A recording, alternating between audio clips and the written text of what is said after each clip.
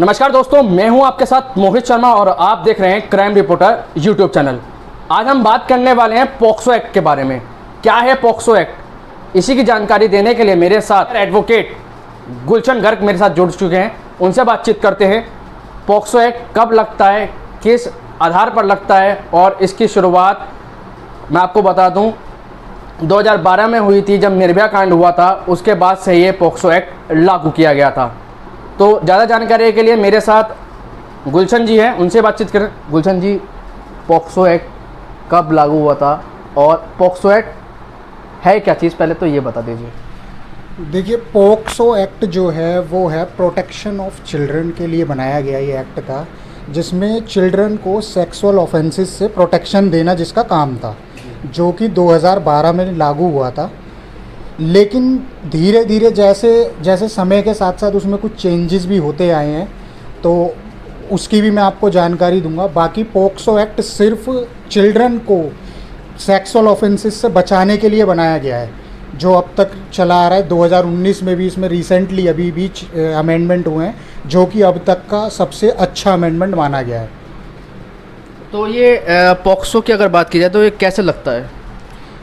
जो भी बच्चे के साथ सेक्सुअल ऑफेंसेस होते हैं, जो 18 ईयर्स से कम है, जो बच्चा 18 ईयर्स से कम है, उसके साथ होने वाले सेक्सुअल ऑफेंसेस जो भी होते हैं उसके ऊपर ये पॉक्सो एक्ट लगता है।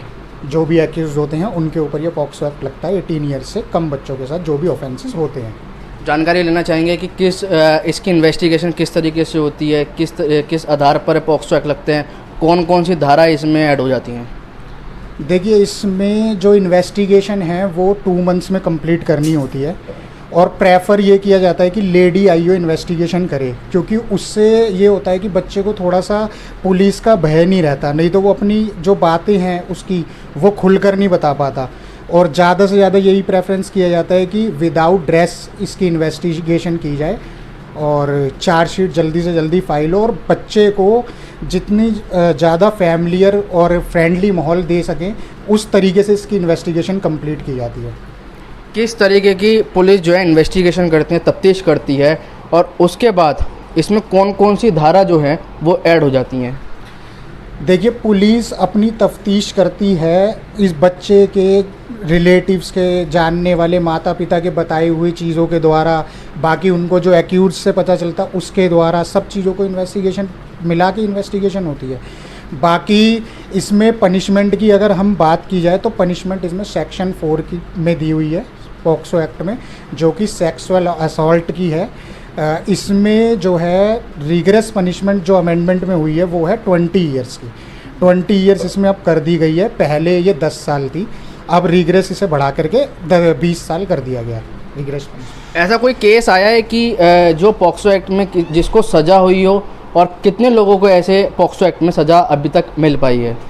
देखिए, इसमें ये तो कहना क्या कहते हैं अभी तक ये नहीं है, लेकिन एनसीआरबी की अगर रिपोर्ट की मैं बात करूं तो 94% केसेस में जो है बच्चों के नॉन पाए गए हैं, और 2019 में लगभग 1.5 लाख केसेस आए थे, चिल्ड्रन केसेस, जिसमें से 26,000 लगभग केसेस में पॉक्सो एक्ट लगा हुआ है अभी तक एनसीआरबी की रिपोर्ट के हिसाब से, और जिसमें 24,000 केसेस में लगभग बच्चों के नॉन ही पाए गए हैं अब तक की एनसीआरबी की, जो अगर हम रिपोर्ट की 2019 की बात करें तो। एक आखिरी सवाल आपसे जानना चाहेंगे, क्योंकि पॉक्सो एक्ट बच्चों के छेड़छाड़ जैसे मामले हो जाते हैं और बच्चे इतनी फैमिलियर नहीं हो पाते, तो उसके लिए किस तरीके से तैयारी करनी चाहिए कि जो आरोपी है वो सलाखों के पीछे चला जाए, या उस तरीके से? ये आपका सबसे अच्छा सवाल है। देखिए, इसमें क्या होता है, हमें सबसे पहले बच्चों को गुड टच और बैड टच के बारे में बताना पड़ेगा, उन्हें समझाना पड़ेगा, क्योंकि अगर बच्चों के साथ एक फ्रेंडली माहौल सबसे ज़्यादा ज़रूरी है। आजकल के माहौल में सब लोग अपने फ़ोन में बिज़ी है, माता पिता भी सब फ़ोन में बिज़ी रहते हैं, कोई उन पर ध्यान नहीं दे पाता, तो बच्चे भटकने की संभावना ज़्यादा रहती है। इसके लिए हमें सबसे ज़रूरी ये है कि स्कूल्स में बच्चे टीचर्स के साथ ज़्यादा कनेक्ट रहते हैं, उनको क्या कहते हैं टीचर्स ऐसे प्रोग्राम चला सकते हैं स्कूल्स में बच्चों के लिए कि भाई आपको गुड टच और बैड टच में फ़र्क बता दें कि कौन क्या फ्रेंडली माहौल दोगे तो शायद बच्चे अपनी चीज़ें बता सकें कि क्राइम होने से पहले उस पर रोक हो जाए। ये सबसे ज़रूरी चीज़ है और ये हमें करनी ही पड़ेगी, तभी इस पर रोकथाम लगाई जा सकती है। बाकी जब से पॉक्सो एक्ट आया ये हम मान सकते हैं कि काफ़ी हद तक केसेस में रोकथाम हुई है, क्योंकि देखो कानून एक जब सख्त होता है जब उसमें सज़ा सख्त हो, जब ही उसका फ़ायदा है कानून का भी।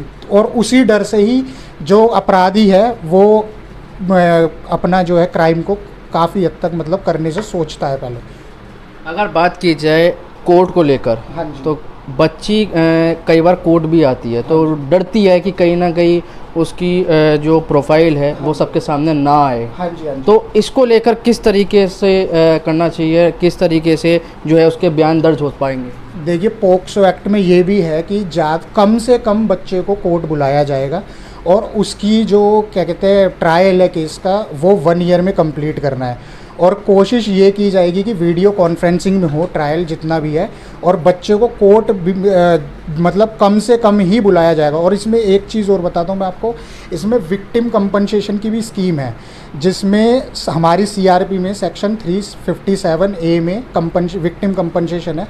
तो ये स्पेशल कोर्ट जो है वो इसमें ट्रायल स्पेशल कोर्ट में ही चलता है, और स्पेशल कोर्ट जो है जब या तो वो खुद ही या बच्चे के द्वारा फाइल की गई किसी भी जो है कंपनसेशन पर वो इंटरिम कंपनसेशन के लिए ऑर्डर दे सकते हैं, और वो 30 दिन के अंदर इंटरिम कंपनसेशन स्टेट गवर्नमेंट को बच्चों को देना होगा, जो कि उसके मेडिकल एक्सपेंस पे और उसके दोबारा से पुनर्वास के लिए जो काम आएगा। एक आखिरी सवाल आपसे जानना चाहेंगे, जिस तरीके से बच्चे पूरी बात ढंग से नहीं बता पाते, इस मामले में क्या कोर्ट या आपकी तरफ से कोई ऐसी स्कीम लगाई है या फिर कोई ऐसा उनको क्या कहते हैं जागरूक किया गया है कोर्ट की तरफ से, या कोई आपकी ऐसी कोई डिबेट या ऐसा कोई प्रोग्राम DLSA की तरफ से कुछ होता हो?